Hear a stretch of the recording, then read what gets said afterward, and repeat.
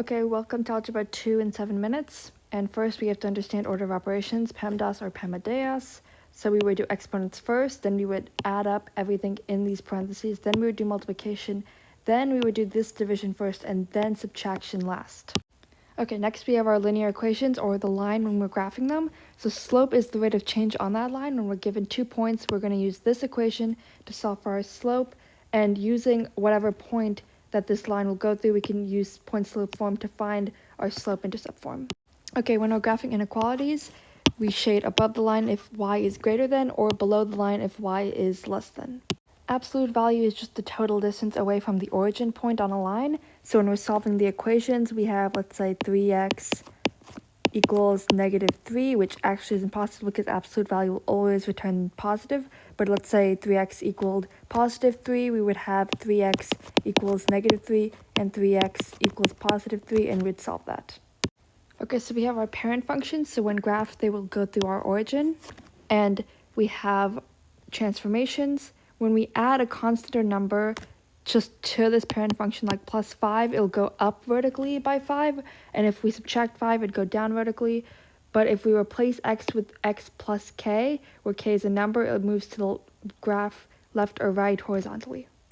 And it's important to note that this is like opposite. So if we added like a k value that is positive, it's going to shift to the left, and a k value that is negative will shift to the right. Okay, so this is the characteristics of our functions. Linear is going to be a straight line always, and it'll always be increasing or always decreasing, and that doesn't change. The domain will be all real numbers, and the range is also all real numbers. Quadratic functions have a minimum or a maximum, and they increase and decrease, and absolute value functions are similar to quadratic functions, but more straight.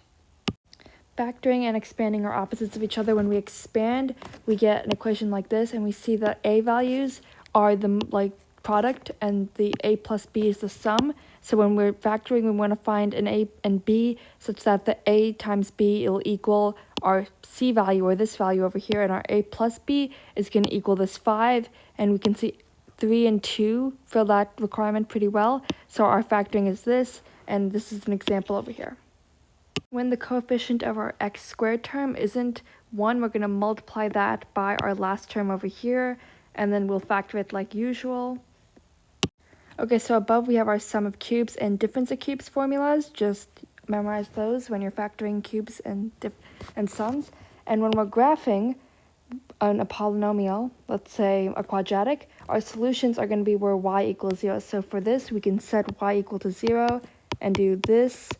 And when we solve this equation by factoring, we will find our solutions, or zeros. Okay, the quadratic formula is to use to find solutions of a polynomial equation like this one, where a, b, and c are these constants or coefficients. Okay, when we complete the square, we first want to make sure x squared is all alone, and then we take 4 and we divide it by 2 to get 2. And when we square 2, we get 4, which is when we want our c value over here to be. So we'll add numbers on both sides to make sure we get a c value of 4, which is what this is over here, and then we'll factor it and subtract it, and this is how you turn an equation like this into something easily graphable like this. There are 2 ways to solve system equations. We have substitution, where we isolate x or y and we replace that with a variable in the other equation, or we can use elimination, where we multiply an equation by something so that when we add the 2 equations together, a variable will cancel out. We name polynomials depending on the highest degree, which is basically the highest power x is raised to in an equation. So x plus 5 is linear, x squared plus x is quadratic, and x to the 3rd power plus x squared plus 3x would be a cubic. When we divide polynomials, we're basically just doing long division, but with these polynomials. And there's an example here where we're going to multiply x plus 2 by x and then subtract it over here. And then we're going to do the same thing with 2, and we're going to subtract -2 times x plus 2, and that gives us 0. So our remainder over here is 0, and this is what it equals. Synthetic division is done by replacing our -3 by 3, which is our solution, and taking the coefficients and putting them here. We drop the 3 down. 3 times 3 is 9, so we'll add that, which gives us 16.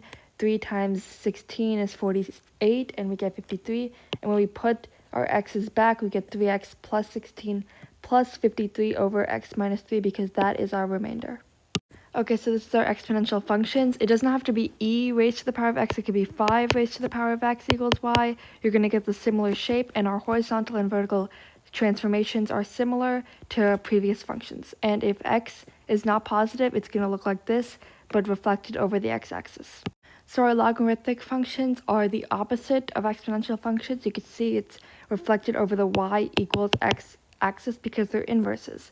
So this is how you write them. The b is the base, and what this basically means is what power, which is what we're looking for, y, do we have to raise our base to get the number inside of this, which is x. And one very important thing to note is that when it's not given a base, it's probably 10. Okay, so these are the end behaviors of polynomial functions when it approaches infinity. If it's odd, it's going to be going to these two directions, and if it's even, it'll be going to these two directions. When we're solving for the inverse function of something, we'll swap x and y, and we solve for y as usual to find the inverse function.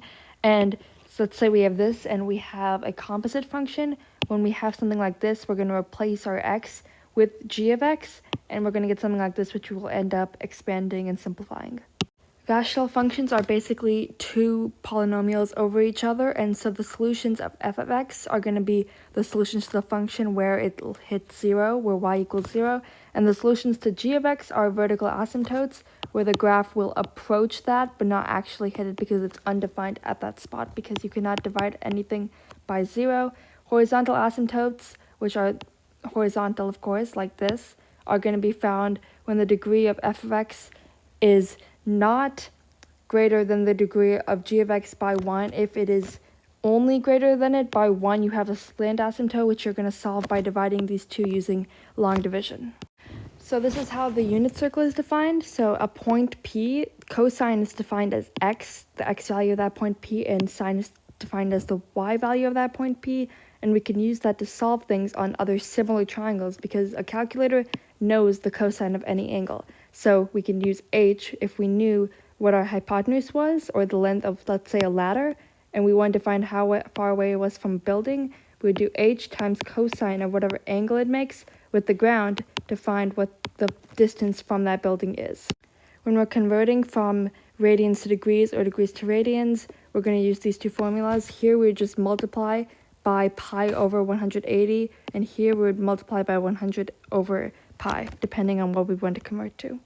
Okay, now we have sequences in series. Arithmetic means we're going to add. Geometric means we're going to multiply by some common value. Here you see it goes on for infinity, so our end value will be infinity over here. Sigma notation just means the sum of all these as n is added to by 1. Here we're multiplying by a common factor, which is 1/5, and our end values can be 4 because we don't have these dots over here, and when we add them, we get some value. So these are the two formulas to find the sum of arithmetic and geometric series. So the sum in arithmetic series is going to be our first term plus our last term multiplied by the number of terms divided by 2, and the sum of our geometric series is our first term multiplied by 1 minus r raised to the number of terms we have divided by 1 minus our ratio. There are some rules to adding, multiplying, dividing, and so on with radicals. Here, if it's just multiplying, you're just going to multiply whatever's inside the radical. Adding does not work like regular adding. You cannot do that. They're separate radicals. And when you're solving an equation, you're going to square both sides. So we're going to get x equals x squared plus 4x plus 4, and you'd solve for x. And then you have to make sure to put these solutions back in because remember, radicals do not take negative solutions. And when you have something like this where there's a negative in there, that means that you have an I value that you're going to be able to take out.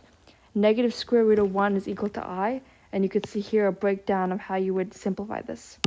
Okay, so there's two types of proportionality. So k is going to be some random constant, random number, it does not matter.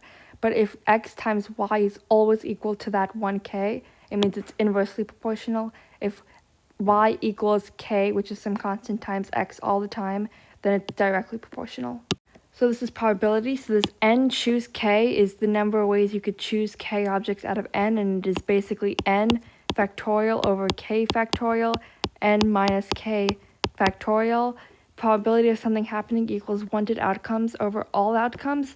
Dependent events, which you'd end up multiplying both probabilities, like if you wanted to find the probability of flipping 2 heads in a row, or means you'll add the probabilities if you wanted the probability of flipping a head or tail, which will equal 1, which is basically 100%. And it turns out this video is not 7 minutes long because apparently Algebra 2 takes more than 7 minutes to learn.